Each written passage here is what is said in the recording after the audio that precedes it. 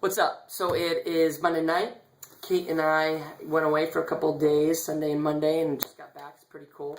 But this has been something that's been on my heart all weekend that I've been really excited to talk about. It kind of was spurred from this past weekend with Pastor Doug, who spoke yesterday morning at Capitol. Now I know some of you guys don't go, a lot of you guys don't go on Sunday mornings. I encourage you guys to do that, but basically Pastor Doug, one of our pastors, our associate pastor, was preaching these last couple of weeks on courage. And super inspiring and encouraging messages, but this past week in particular, he talked about a lady in the Bible named Rahab and the impact that she had on an entire nation because of her courage.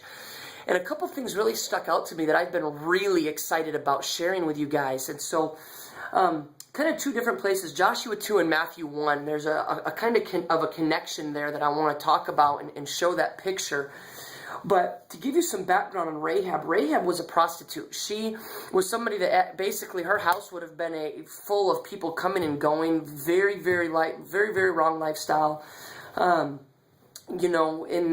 She actually lived in the wall of Jericho, was this red light district. And you could imagine the type of life that she lived, the type of people that would come in and out of her house. Probably somebody pretty far from the list of what you would expect